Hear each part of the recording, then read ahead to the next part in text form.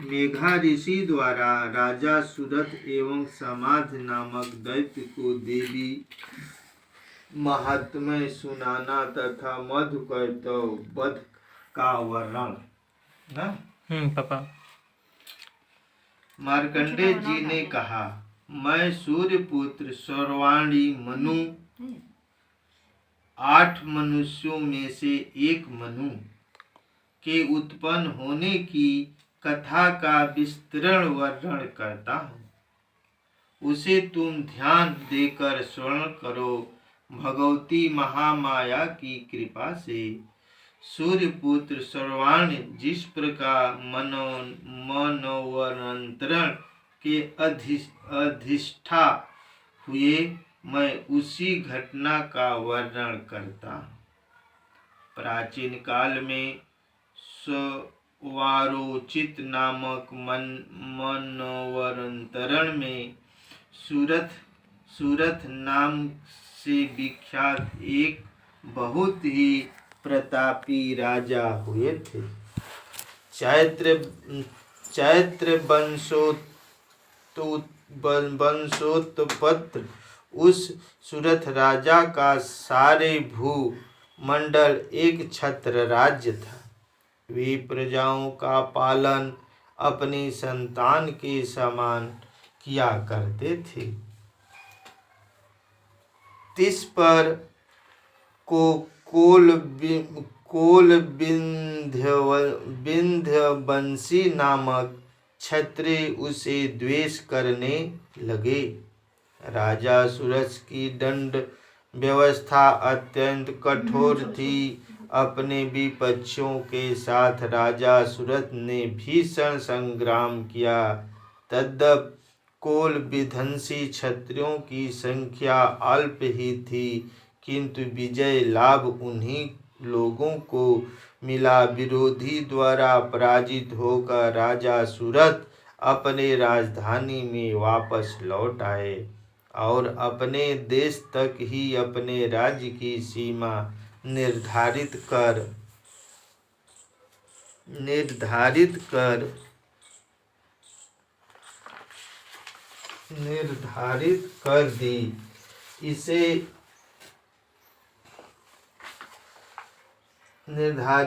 दी।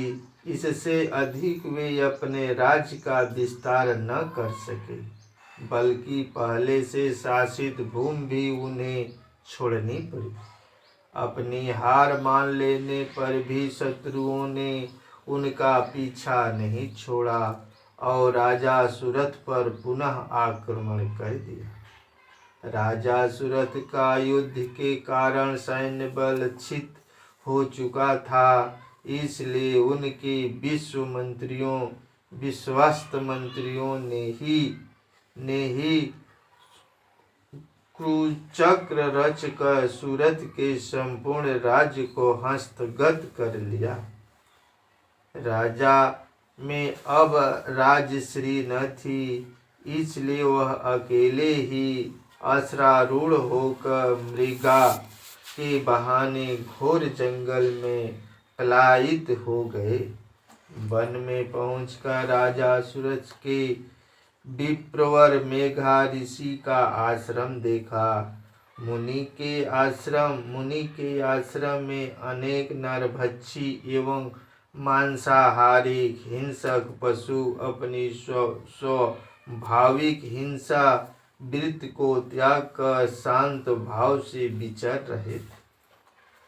मुनि की शिष्य मंडली से उस आश्रम तक तथा वन प्रांत का सौंदर्य मुखरित हो उठा था।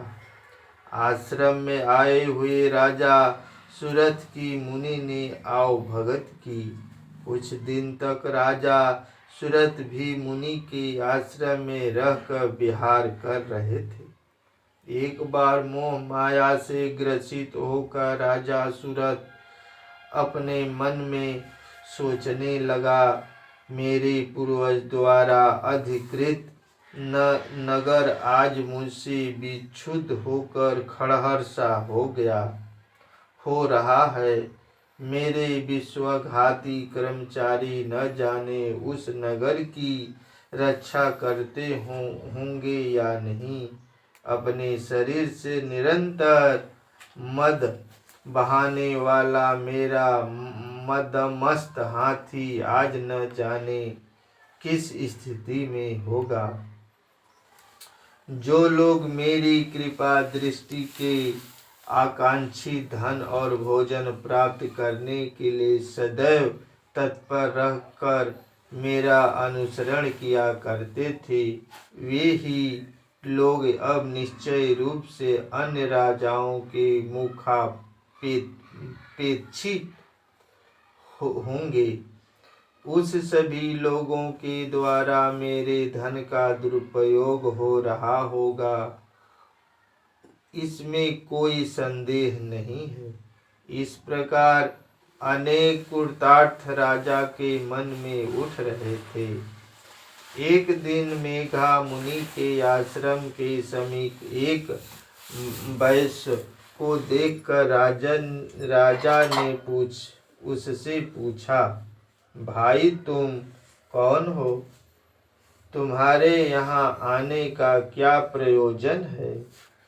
तुम तो देखने में बहुत ही व्यक्त और अनमंजे मने से जान पड़ रहे हो।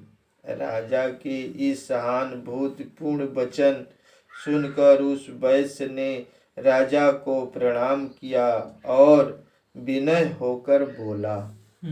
क्या बोला? वो वैश्य बोला राजा से, क्या बोला? वैश्य ने राजा से कहा, क्या कहा? राजन, मैं संपन्न कुल में उत्पन्न वैश्य जाति का मनुष्य हूँ। मेरा नाम समाधि है।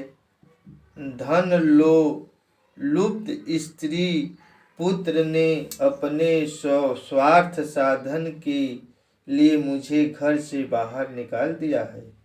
इसी समय मैं स्त्री पुत्र और धन विहीन हो गया हूँ। मेरे अपने परिजनों ने ही मेरे धन का हरण करके मुझे उस धन के लिए अनधिकारी ठहराया है। इससे क्षुब्ध होकर घर